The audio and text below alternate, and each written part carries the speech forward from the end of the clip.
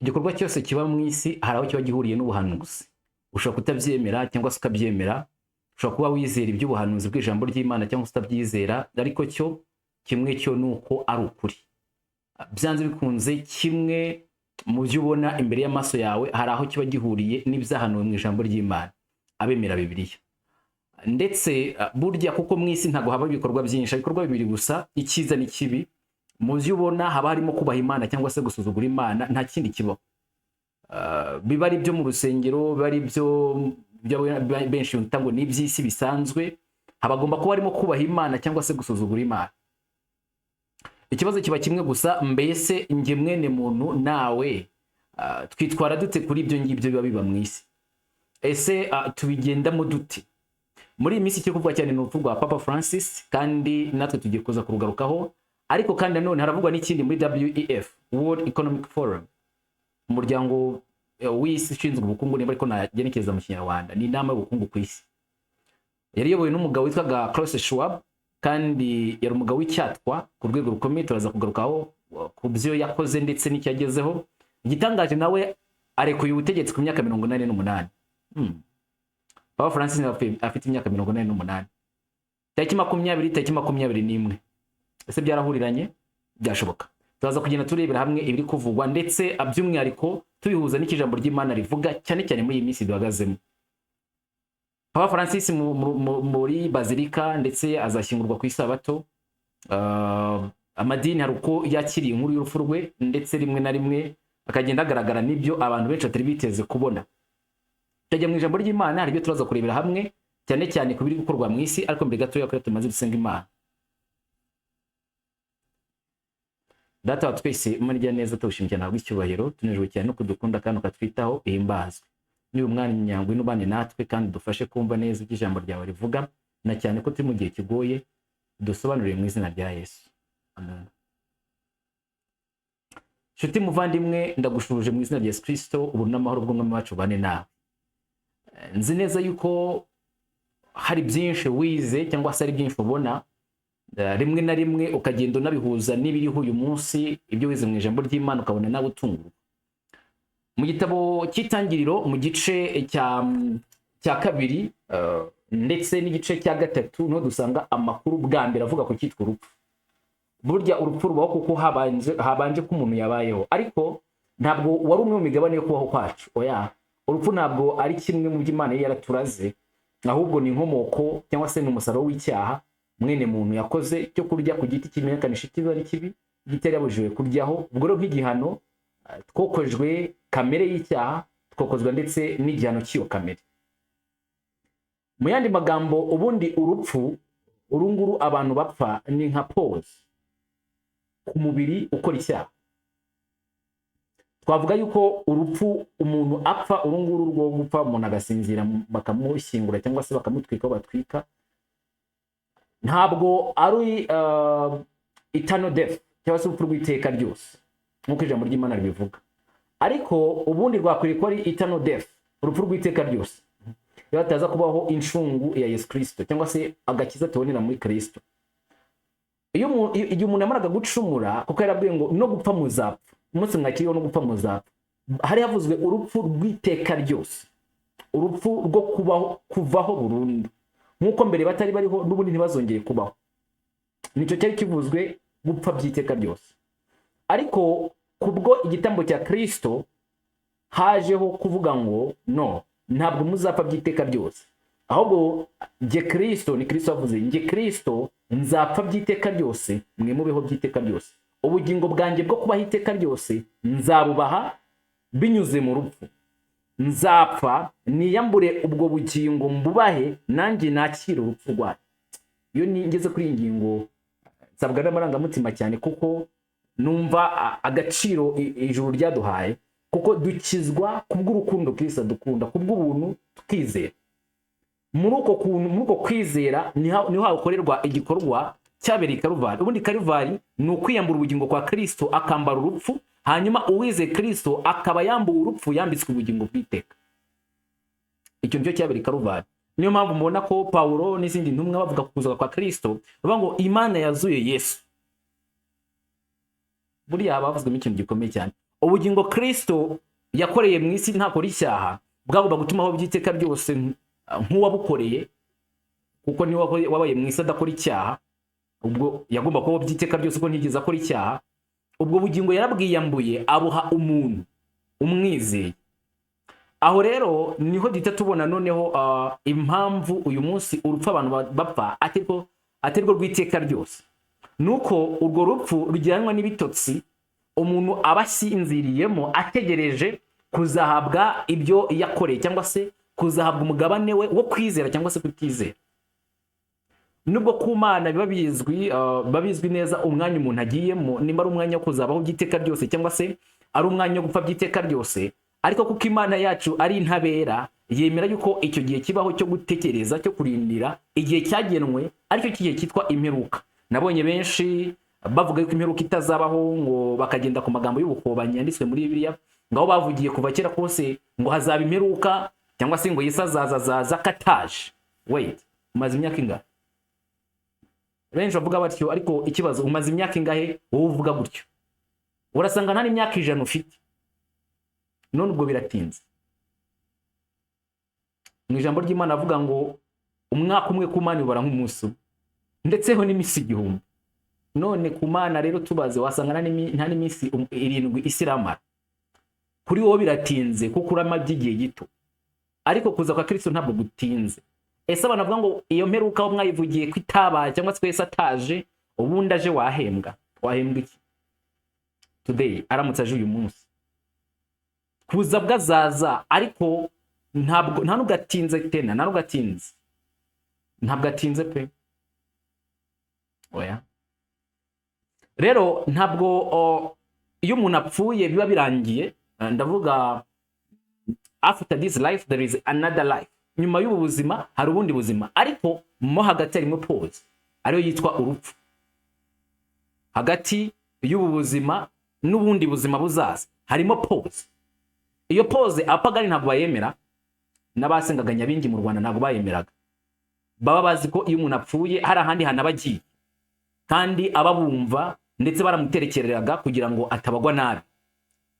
Ibyo n'ubupagani, ni imyizerere ya gipfumu yo guterekera. Bizera ko iyo umuntu apfuye biba bitarangiye, muri make ataba aretse gusurvivinga, kubaho ako kanya, abakiriho ariko mu bundi buryo.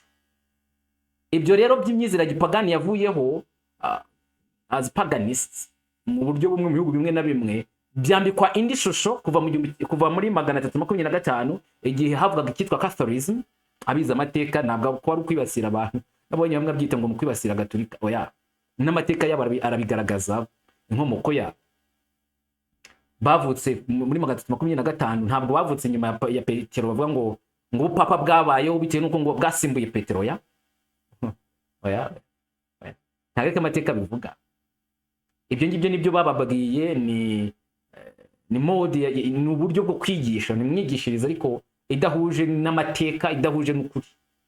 Namwe kandi muranabizi, ndetse niyo bavuga ko afite ubutwari nk'ubwa Petero baramubeshyera, kuko Petero ubutwari atarafite, kandi abo uyu munsi bafite. Petero nta muntu ugeze ajya kumwicuzaho ibyaha, ariko uyu munsi abantu babicuzaho ibyaha. So rero baba bamubeshyera. Icyo nashatse kuvuga ni iki: nyuma y'uko havutse ikitwa ubgaturika, ubukristo bugasa n'ubuvuyeho, habayeho guhuza ubupagani n'ubukristo buri nouvelle, ubukristo bushyashya bwari umaze kwambikwa, ubupagani buri umaze kwambikwa ishusho ya Gikristo, aho imihango ya gipagani yatagatifujwe bikozwe mu gihe cya Constantine ndetse n'abari abayobozi b'itorero ry'i Roma. Niko babigenje. Rero iki cyo kuvuga ngo umuntu yapfuye, Bibiliya yo igaragaza ko biba byagenze. Na Yesu ubwe yajya kuzura Lazaro yarabisobanuye, yasobanuye ko Lazaro asinziriye. But tujye gureye umuvandimwe wacu arasinziriye. Ni Yesu wavuze atyo, avuga kuri Lazaro wari inshuti ye. Abibuka neza icyo gihe intumwa za Yesu cyangwa se abigishwa ba Yesu babwiye Yesu ati none se nimba asinziriye azabyuka, ni ngombwa ko tujya kumureba kandi asinziriye se azabyuka? Ariko Yesu kuko abona ko batabisobanukiwe neza, araberura ababwira ati Lazaro yagize gute? Yarapfuye.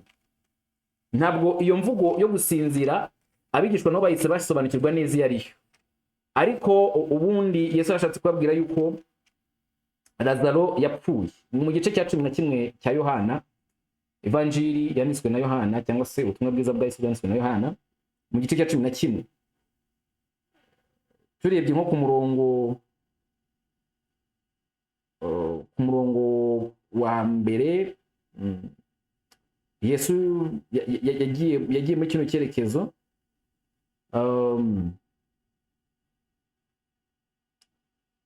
Ariko yaje kubasobanurira byinshi cyane kugeza ku murongo wenda nk'uwa 10. Tugeze ku murongo wa 10. Kuko ku murongo wa mbere yavuze bari Betaniya muri cyo kirorero, ariko reka twumve ku murongo wa 9 tubasobanurira wa 10. Aravuze ngo Yesu arabasubiza ati, mbega umunsi ntugira amasaha 12, ugenda ku manywa ntasitara kuko haba habona, ariko ugenda nijoro arasitara kuko haba hatabona. Avuze atyo ahera ko arababwira ati, inshuti yacu Lazaro irasinziriye. Nyine yaravuze ngo agiye kujya Betaniya, abigishwa bamuhakanira bati, se ugiyeyo amambere bashatse kuguterera amabuye, ushatse gusubirayo? Avuga ati, ariko se none hari ikibazo, ugenda ku manywa ntabwo asitara? Mbese nimuzi ko umunsi ugira amasaha 12? Hanyuma asobanura impamvu nyamukuru imuteye kuba bagiye kujya Betaniya. Aravuga ati, inshuti yacu Lazaro irasinziriye, ariko ngiye kumukangura. Mbese twe turanga, twebwe turabizi neza ko yari yapfuye nubwo tujye kubisoma, ariko reka tubanze tubisome gato. 12. Abigishwa baramusubiza bati, databuja niba asinziriye azakira, nta mpamvu yo kujya i Betaniya batagutirira amabuye. Uwo ni inshuti yacu koko, ariko niba asinziriye n'ubundi azakanguka, ntabwo ari ngombwa kujya kumukangura. Nyamara Yesu yavugaga iby'urupfu rwa Lazaro, ariko batekereza yuko avuze gusinzira kw'ibitotsi. Yesu niko kuberurira ati, Lazaro yarapfuye, nanjye nezerewe ku bwanyu kuko ntari impari, kugira ngo noneho mwizere. Nimuze tujye aho ari. Urumva ko Yesu we yegeranije urupfu n'ibitotsi. None buretse gato, imyizera gipagani yo ivuga ko uyu muntu apfuye bagomba kumuterekerera hari ahandi aba yagiye, ababakurikirana ibikorwa zo muvuma ziri aho ngaho, ndetse ashobora kugenda aza gusura wo mu muryango. Niko babyizera, babivuga. None imyizera ya gikristo, ubukristo bupfuye ikiza ko iyo umuntu apfuye yarakoze neza ajya mu ijuru, yarakoze n'abagikuzimu. Ubwo n'ubukristo bupfuye ntabwo ari ubwa Bibiliya. Ariko Yesu we asobanura iby'urupfu abyita ibitotsi. None iyo usinziriye umuntu akaza akakuvugisha, urumva? Iyo usinziriye umuntu akagira serivisi agusaba, urayitanga? None niba ushaka kutayitanga usinziriye, ibitotsi by'ubu buzima bisanzwe, utegerezwa gukangurwa kugira ngo ugire icyo ukora. Kubera iki abantu bavuga ko umuntu apfuye hari ahandi hantu aba yagiye? Yesu abyise gusinzira. Ngo nyine ngo urabona ngo umuntu nyamuntu ni roho. We, ni roho? None roho yawe itarajya mu mubiri yabagaye. Itangiriro igice cya 2 cyo kisobanura neza. Mu gice cya 2 hasobanura uburyo Imana yaremye umuntu. Yamuremye mu bukungugu, irangije mu humekamo umwuka w'ubugingo, ngo nuko umuntu ahinduka ubugingo buzima. Niko handitse mu gice cya 2. Umuntu yanditse ubugingo buzima ari uko hariho umwuka Imana yatanze ibyo mwita roho, ndetse n'umubiri. Niho umuntu yabaye ubugingo buzima. Na Lazaro uyu nguyu wari ufite umwuka Imana yatanze, yongeye kuba ubugingo buzima ari uko Yesu amukanguye. N'ahantu yarasinziriye inshuti, yarapfuye. Icya kabiri, urumva ko abakristo bamwe b'amadini amwe namwe atagenda ku ijambo ry'Imana, nubwo ababeshya akagenda ku ijambo ry'Imana, bizera ko umuntu apfuye ajya mu ijuru cyangwa se akagikuzimu ngo mu muriro. Babirengagije ko Yesu nawe yapfuye kujya ajya mu ijuru akabanza kuzuka, katagiye mu ijuru atarazuka. Ubwo turusha gutungana Yesu. Wowe kugira ngo ajye mu ijuru byategereje kugira ngo abanze akanguke nawe azuke, kugira yongera abeho, nuko byabaye ngombwa ko umwuka n'umubiri byongera guhura. Hanyuma abo uyu munsi bo barusha iki Yesu, ku buryo bapfa bagahita bajya mu ijuru batazutse. What? None hari ibintu bitangaje cyane njye kubasomera mu ijambo ry'Imana bivana icyo kinyoma. Ntabwo iyo umuntu yakoze neza agapfa ajya mu ijuru, ya nshuti, abapfuye abasinziriye ni umupfu. Abakeneye kuzakangurwa ntabwo abagiye mu ijuru. Tugiye kuza kureba ibya papa hano n'ibyo abantu bizera by'ibinyoma n'amadini menshi uburyo ari guhombokera nyuma y'ibi binyoma. Ndetse turi no kubya Klaus Schwab, ntabwo nabyibagiwe. Ariko reka tumaze tumenye neza ibi bintu by'urupfu abantu baba bavuga ngo yari mutagatifu ngo agiye mu ijuru umuntu wera bla bla bla, ni ibinyoma. Nimubona ko bavuga ko umuntu yakoze neza ajya mu ijuru? Reka twumve Yesu amaze gupfa igitangaza cyabaye.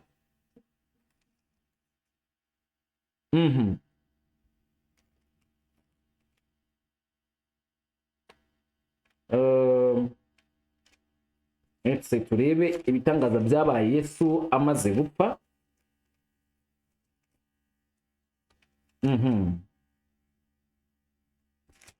Uretse gato ndebe isomo ryiza ritubwira nzi ko ubutumwa bwiza bwa Kristo bwanditswe n'abantu benshi benshi cyane, ariko bose bagiye bandika mu buryo, buri umwe yagiye yandika mu buryo bwe.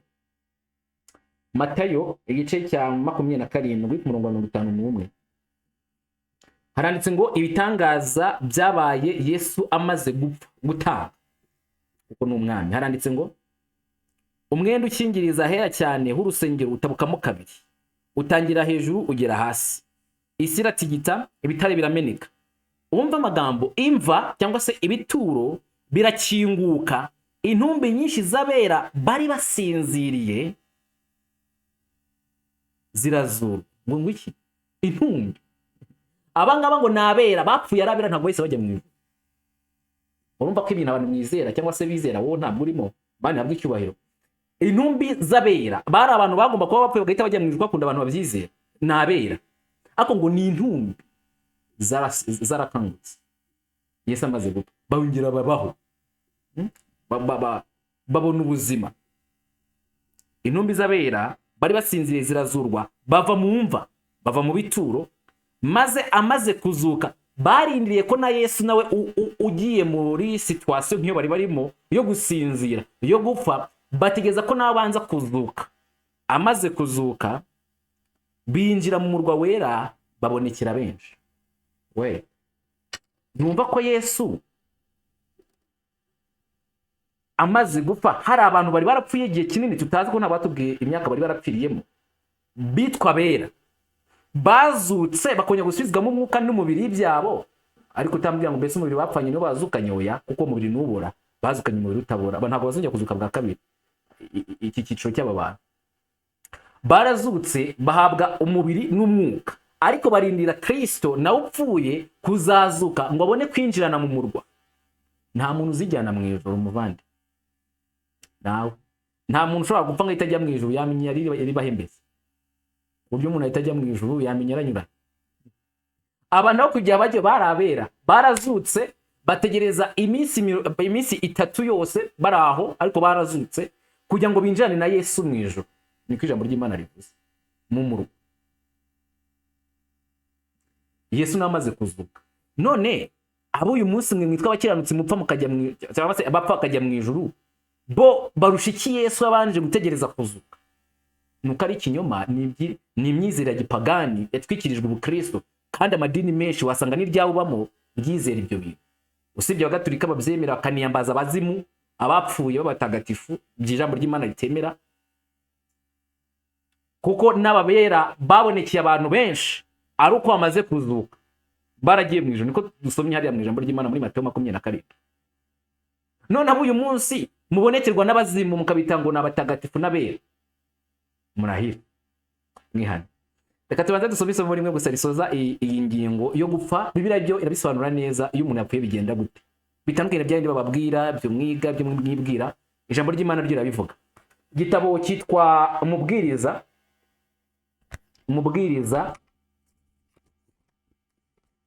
Umubwiriza ni igitabo kiri nyuma y'Imigani, igice cya 9 ku murongo wa 5 niho ndahera, kandi kabira ku murongo wa 4.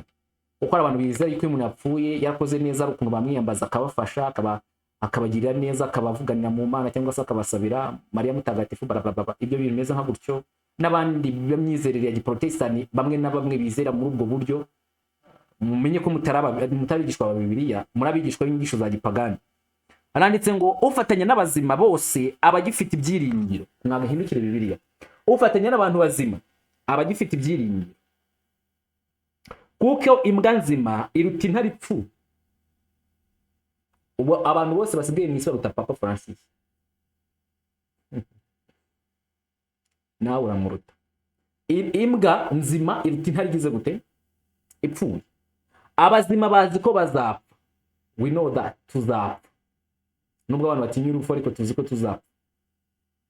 Ariko ubwo ni mu by'uyu mubiri, abazima bazi ko bazapfa. Mubwiriza 9 ku murongo wa 5, abazima bazi ko bazapfa ariko abapfuye bo ntacyo bakizi. They know nothing, nta kintu kimwe bazi. They know not. Abazima bazi ko bazapfa ariko abapfuye nta kintu bazi. None umuntu ashobora kubaho nta kintu azi?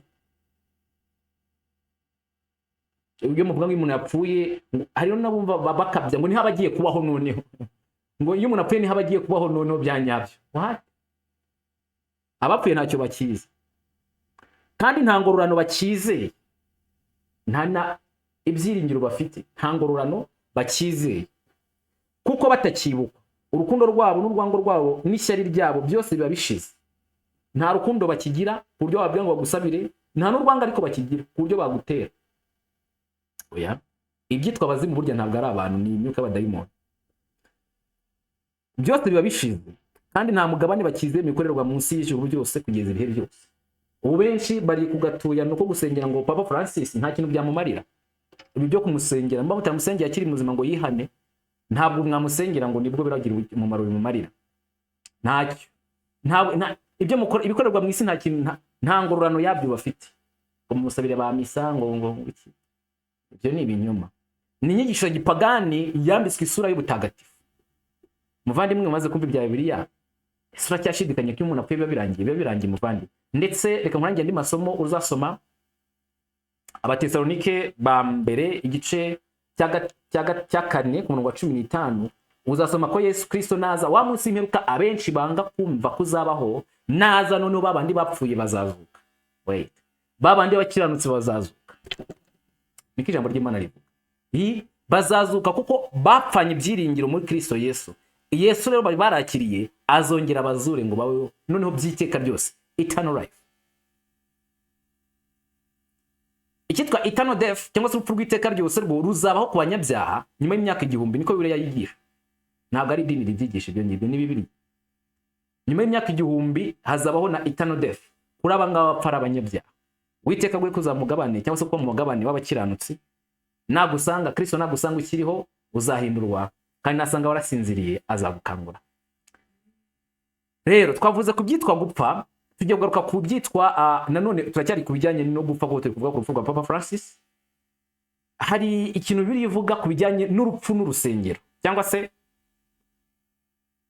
abakora mu rusengero n'ibikorerwa mu rusengero n'umupfu cyangwa se uwapfuye. Ubundi tuzi ko mbere ikitwa mu rusengero bwari ubuturo bwera, abakoragamo bari abatambyi n'abarewe. Ariko uzasanga ko nabo uyu munsi nicyo babashatse kugaragaza, bavuze urusengero bashatse kugaragaza nk'ibyo ngibyo byabayeho, ndetse na pastor bakishyira mu mwanya w'abatambyi, no gatari byo ariko n'abarewi. Ariko katwumve ikitwa uburyo byabaga bizira ko umutambyi yajya kwiyandurisha umuntu wapfuye, kugeza ku rwego nyine byari ikizira byo gikomeye cyane no kuba umurambo cyangwa se umupfu yazanwa ku rusengero cyangwa se hafi y'ubuturo bwera, byari ikizira. Kadore kuri icyo ngicyo aravuze ngo Ezekiel 44 murongo 25, igitabo cy'umuhanuzi witwa Ezekiel igice cya 44 umurongo wa 25, ntibakegera intumbi y'umuntu kugira ngo badahumana. Dore ko mu wa 23 kugira tubyumve neza, bajye bigisha ubwoko bwanjye gutandukanya ibyera n'ibitejejwe, abarewi n'abatambyi. Bere ku mu wa 15 bavugaga abatambyi b'abarewi bene Sadoki, n'abarewi n'abatambyi bavugaga muri kino gice. Bajye bigisha Abisirayeli gutandukanya ibyera n'ibitejejwe kandi babumenyeshe ibyanduye n'ibitanduye. Kwera icyo uyu munsi batabikora mbese, ahitwa ko ari abapastori, abapadiri, bla basheyi biki, kutigisha ibyera n'ibyanduye, ibyejejwe n'ibitejejwe, kugeza ku rwego abantu bakiri intumbi mu rusengero, mu makiriziya, bakumva ko nta kibazo, ibintu bisanzwe, nuko nyine atari iz'Imana.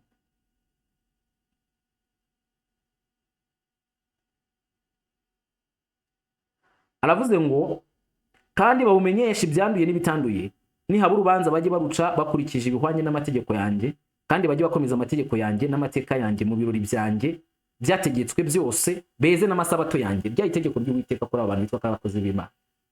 25. Ntibakegera intumbi y'umuntu kugira ngo badahumana. Kwegera intumbi y'umuntu birahumana. Ntibakegera intumbi y'umuntu kugira ngo badahumana, keretse se uwo mutambyi cyangwa nyina cyangwa umuhungu we cyangwa umukobwa we cyangwa uwo bava indimwe cyangwa mushiki we udafite umugabo, abo nibo bakwihumanisha. Abatambyi bagomba kwegera abantu babo babugufi gusa, ariko nabyo bikitwa ko bahumanye. Bagomba gusubira mu rusengero babanje gukaraba, kwiyeza. Hari igihe cyafataga cyo kwiyeza, bahaga bahumanye, ariko abatarabo babugufi, ise, nyina, mushiki we, abantu babugufi, kandi mushiki we utarashaka umugabo, nibo bagombaga gusa n'abihumanya nyine begera izo ntumbi ko ari ababugufi. Namara guhumanuka bamubabarira iminsi 7. Urumva, nyuma yuko anahumanutse cyangwa se akoze ibikorwa byo kwihumanura, yagomba kumara indi minsi 7 atasubira ku rusengero. Umunsi azasubira mu buturo bwera mu rugo rw'imbere kugira ngo ahakorere, azatanga igitambo cye gitambirwa ibyaha. Ariko mwumva amategeko, uyu ni umuntu ukora mu buturo bwera nk'umutambyi cyangwa se umurewi, yagiye yegera intumbi ya muri bene wabo, ariyeza, izuba rikarenga yiyejeje, ya mihango yakorwa mu kwiyeza abize ijambo ry'Imana, ariko nundi hakabarwa iminsi 7 kugeza asubire ku rusengero, yanajyayo akabanza afashe yatamba igitambo gitambirwa ibyaha. Niko umwami Uwiteka avuga, we kujya impaka. Aha nta mpaka urajya ngo nose ngo kubera iki, uko niko Uwiteka avuga. None abo uyu munsi bagize ikintu babyita ngo n'urusengero, barangijeho bajya bazanamo intumbi. Usibye no kuyegera kw'abakora mu rusengero, intumbi z'ubwazo zisigaye ziza mu rusengero. What the hell?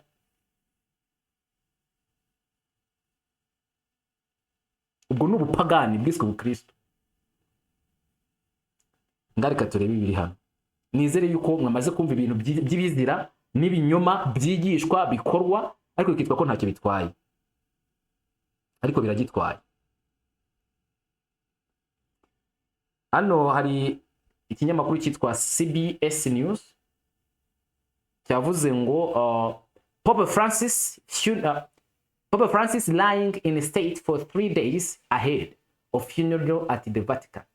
Papa Francis aruhutse by'iminsi 3 kugeza ku munsi wo gushyingurwa i Vatican. Ni inkuru banditse tariki 23 z'ukwezi kwa 4 na 2025. Papa Francis funeral has been scheduled for 10 a.m. local time, 4 a.m. Eastern, on Saturday in front of St. Peter's Basilica. Umuhango wo gushyingura Papa Francis uteganyijwe ku saa 4 za mu gitondo ku isaha hariya muri Vatican, isaha 4 ku isaha y'Uburasirazuba. Muzi ko muri kano karere duprasingo 2 duteranyaho amasaha 2, ubwo bizaba nka saa 1 za mu gitondo ku sabato, Saturday, imbere ya Bazilika ya Mutagatifu Petero niho azashyingurwa Papa Francis. Niko Vatican yatangaje uyu munsi nyuma y'inama yahuje abakardinali ku cyicaro gikuru cyabo i Roma.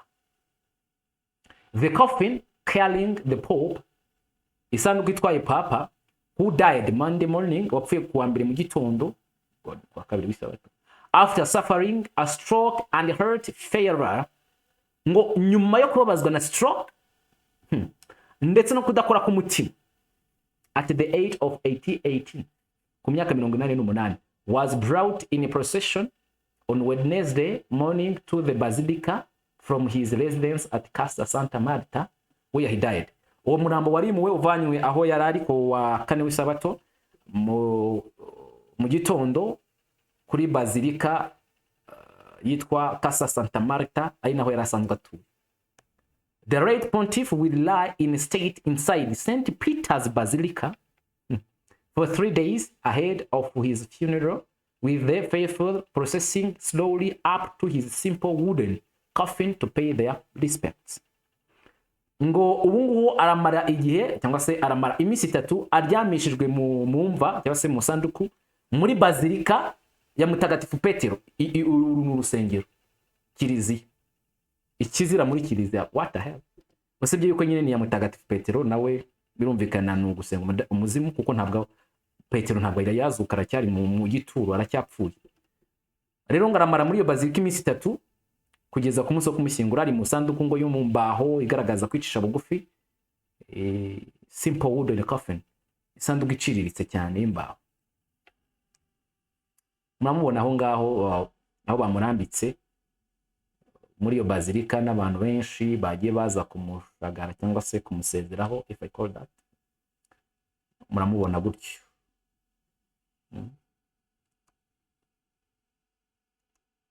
Papa Francis yapfuye bamujyana mu rusengero. Mbese uyu munsi usibye nawe hari abandi bajyanwa mu rusengero? Igisubizo ni yego. Byemewe na Bibiliya? Oya. Abantu bikorana abakristo bahakana ubukristo, bahakana ijambo ry'Imana. Byaranangaje cyane kubona ko n'amadini ya giprotestant ibintu abikora. Amadini ya giprotestant bumvuzemo abapantekote, abapresbyterienne, abaluterani, abadiventiste umunsi wa karindwi n'abandi. Bakora ibikorwa byo kujyana abantu mu rusengero kandi bakitanga urusengero rw'Imana. No. Mamubeshya. Murabona aho ngaho rero barimo kugenda basezera papa gutyo. Rero ibyo ngibyo byo ntabwo utaza kugira ikibazo gikomeye cyane, kuko n'imyizera kiza Gatolika niko bizera, nubwo itari imyizera ya Bibiliya ariko niko bizera. Icyo nabivugiye kwa kujya gusa turebe cyo twigira ku bikorwa nk'ibi ngibi, uburyo byagiye bikwirakwira mu yandi madini, ndetse bakirengagisha ijambo ry'Imana rivuga, bagakora ibikorwa ijambo ry'Imana ritemera. Ahubwo icyo nashakaga cyane ni ukwibaza kuri ibi ngibi. Mbese urupfu rwa Papa Francis ku myaka 48 w'umujesuite bitegerejwe ko ashobora gusimburwa mu minsi iri imbere, iminsi 20 kugeza kuri 22 nyuma yo kumushyingura, ugomba gukorwa inama yo gushaka ugomba kumusimbura. Apfuye afite imyaka 48. Yakoze ibikorwa bya interfaith cyangwa se ecumenical movement muri politike no madini, ahuza amadini, ahuza n'ibihugu nk'inshingano nyine za pontife. Ariko ntabwo Ubugatolika bukoresha gusa head of state cyangwa se umuyobozi wa Vatican, bafite n'abandi bakorana. Hari umuryango witwa World Economic Forum, uyu muryango w'ubukungu mu isi cyangwa se umuryango inama y'ubukungu ku isi. Yayorwaga n'umugabo witwa Klaus Schwab kuva mu mwaka w'1971. Yaramaze hafi imyaka 55 irengaho gato ari we muyobozi w'uyu muryango. Yakoze icyo bita 2 steps down. Kavuga gute? Kwegura. Birebe hano.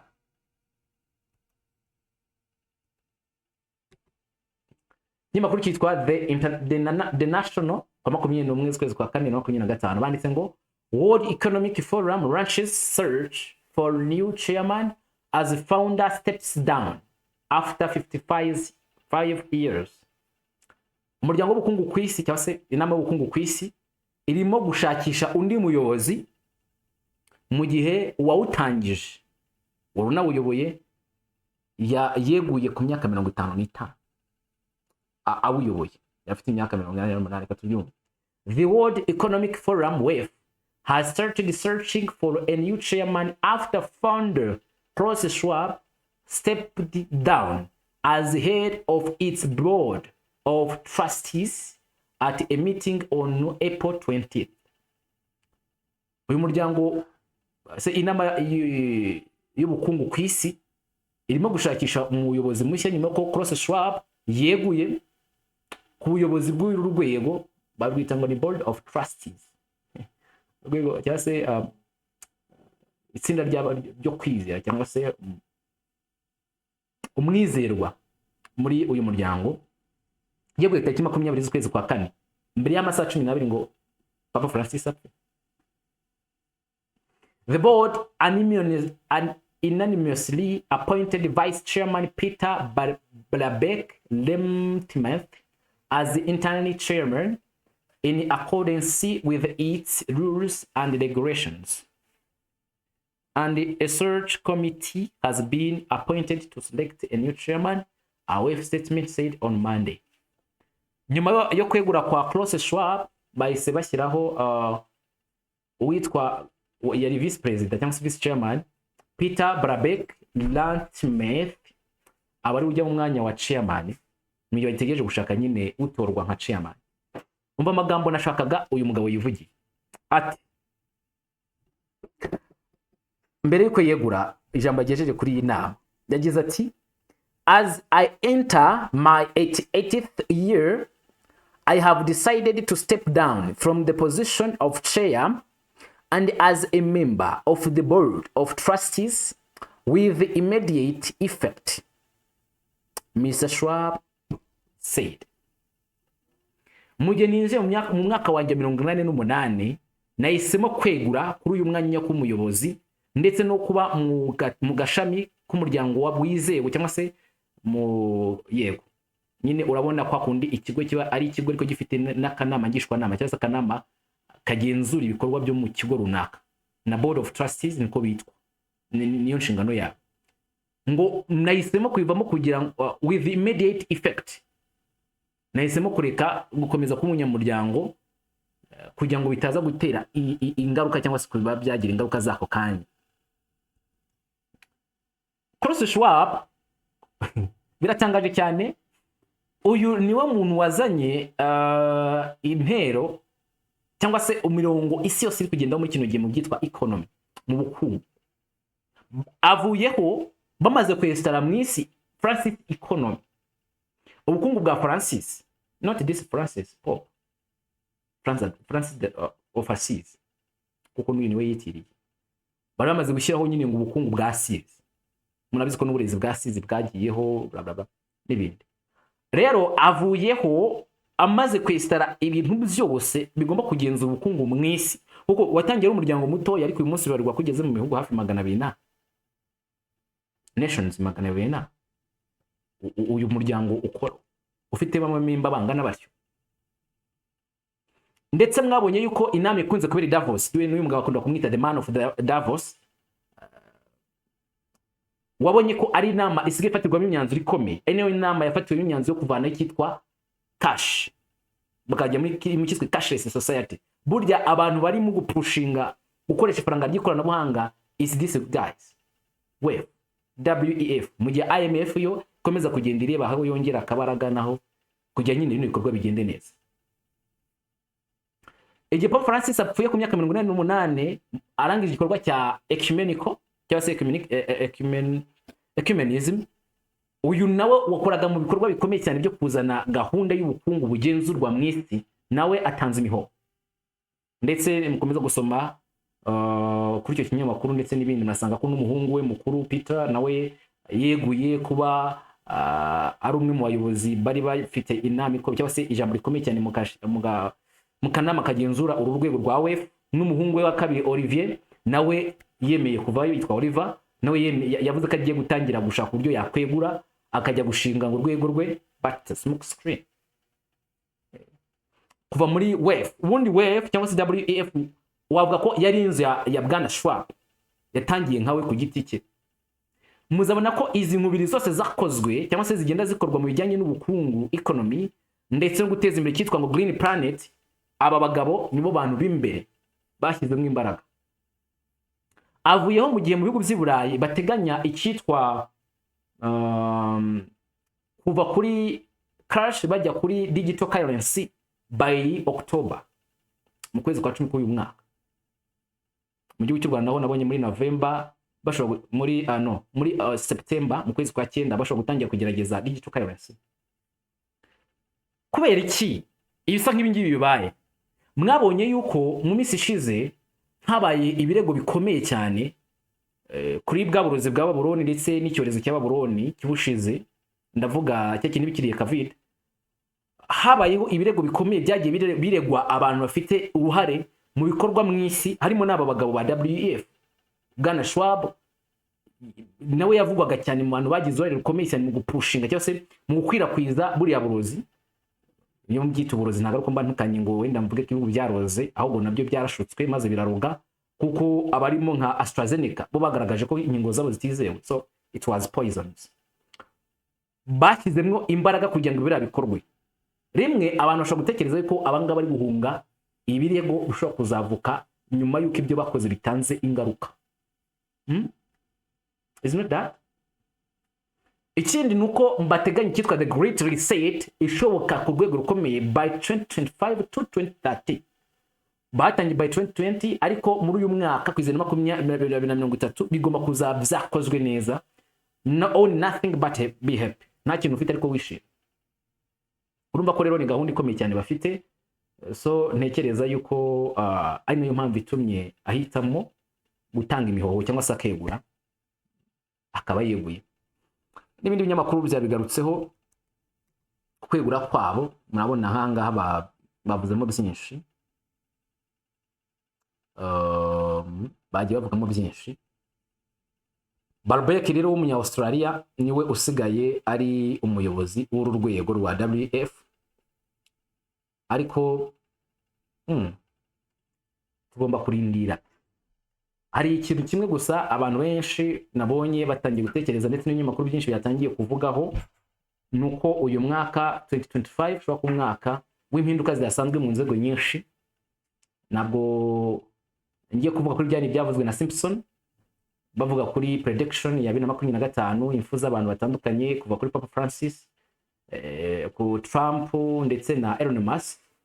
Ahubwo ku buryo bw'imitegekere mu isi hagiye kwamwe impinduka zikomeye mu nzego zitandukanye, aho nyine izi mpinduka ashobora kuzana nanone impinduka mu mibereho rusange y'abaturage.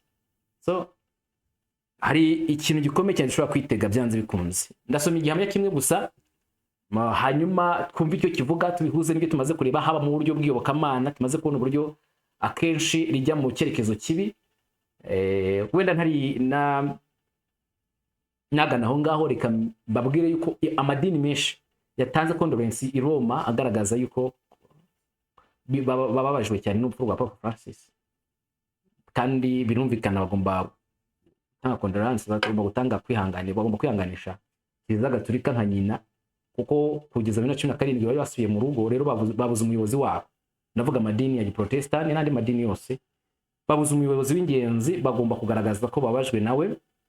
Ibyo nta kibazo kibirimo, birumvikana iyo umuntu abuze umuntu arababara, ahubwo ikibazo gihari ni uburyo inyigisho zabaye promoted zikomeje no kugaragara n'umugino igihe, kandi zikaba zihawe agaciro, ndetse bitangaje kubona nta n'idini rigaragaza ko ibyo bintu bidakwiriye ngo bagarukire Bibiliya kuza ku rwego bizeye n'abapfuye muri buryo twabibonye haruguru. Ikindi ku buryo hari impinduka mu bijyanye n'ubukungu kandi hashyirwamo imitego yo kuramya, ntagire amadini haguruka ngo agire icyo abwira bizera babo, nabyo ni ikindi kibazo kandi gikomeye. Reka tubanze dusome kino gihamya twumve uko kivuga.